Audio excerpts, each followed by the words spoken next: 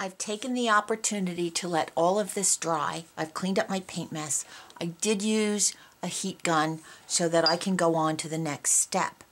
And I do like the way these white images are coming off the page, but I want to tie them in just a little more. So I've pulled in, again, the same blue crayon that I used to do my border, and I'm just going to touch up the areas where I have the white paint.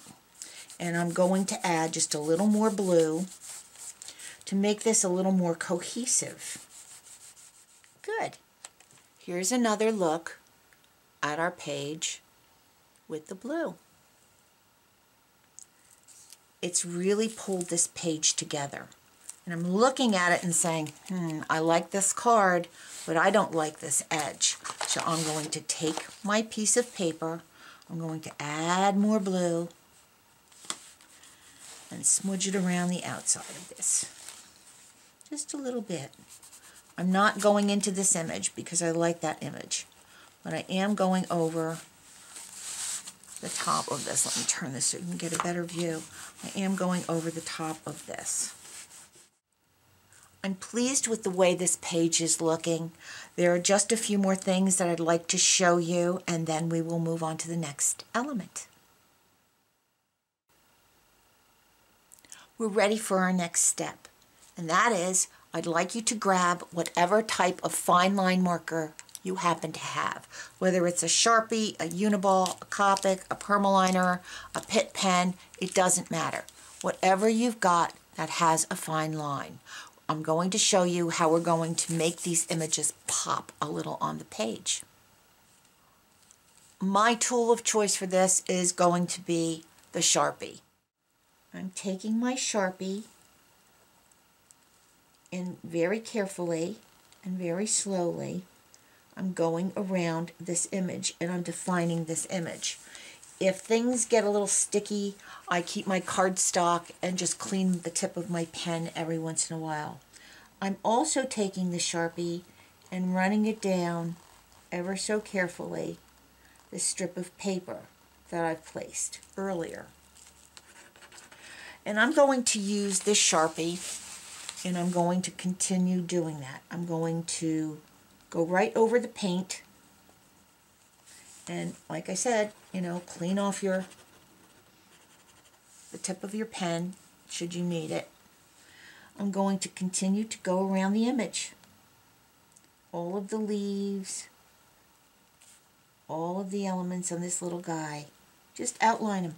And I am going to outline the tape. Clean off my pen, come down, clean off the paper strip, and again, outline that edge. Oh, I like the way this is starting to look. Okay, we're going to finish this. Allow me to finish my little bird, and we'll return. I finished outlining all of the elements on my tag, as well as the elements on my love and on my puppy. But I want to focus on my puppy just a little more. There's something about this little guy that I love, but he really needs to sing. So I'm going to take my marker, and I'm going to outline his bow, and just define that a little more. And it's okay. Again, look for in your image, whatever image you choose, look to see if there are elements that you can kind of make pop by using a pen. I'm going to actually take this and go just along the outside of this too, to make it pop just a little more. Looking at this little guy's nose, we just want to make that a little more defined, and I want to give a little more definition to the edge of this cup.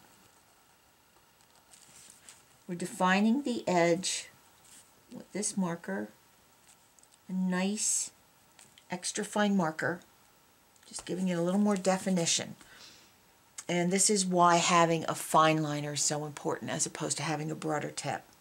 We just want to give it a little more definition. I also want to define this circle. And yes, I made a little mistake. It's okay, we'll just go over it and fix it up. There's no reason to panic. Kind of like it. Once all of the elements are on the page, that's not going to be that important.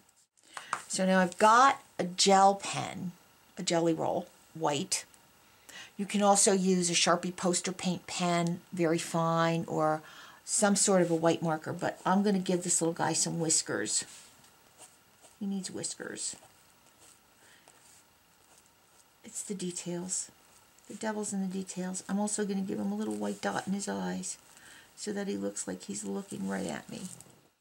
Looked at my love, and I'm not in love with my love. I think it needs a little more of something. So I've looked at my Prismacolors, and I am choosing chartreuse color, and I am going to just color the inside of the O. Again, I'm pulling the color. I'm going to add a little of the chartreuse to the bow, and a little more to some of the leaves on this rose. And because I've got that color going on over here, and a little more to the cup, I'm going to take my pencil, just like I used a crayon when I was a kid, and I'm going to add a little more of that same chartreuse green to the leaves on this rose. I've taken my fuchsia pencil, and I'm giving this more definition. I'm just taking this, pulling that fuchsia up into the strip. And because I've done it over here, I'm going to do the same thing. Use the same fuchsia on this little strip of my bluebird. And I like that so much, I'm going to turn my book and I'm going to do the other side. Now again, I start out with very light pressure. I'm not overdoing it. I can always put color on. I can't take color away. And that's important to remember. You don't want to OD. You want to get a lot of color on the page. You don't want to OD with your color. All right, one last thing. Again, I'm looking at this intuitively. I'm looking over here, and I want to finish this edge, but I'll finish it on the outside of the washi tape. And I'm going to bring the color again to the outside of this strip. And because it's pink over yellow, it's turning a lovely orange. I really kind of like that. And yes, again, I'm using my fingers to rub. I do that a lot. Don't like using your fingers. Tissue will do just as well. I've taken my tissue, I've blended all of the edges, and there we have it. We're ready to move on to incorporate our next hidden element for journaling. I hope you enjoyed this session. Let's move on to the next.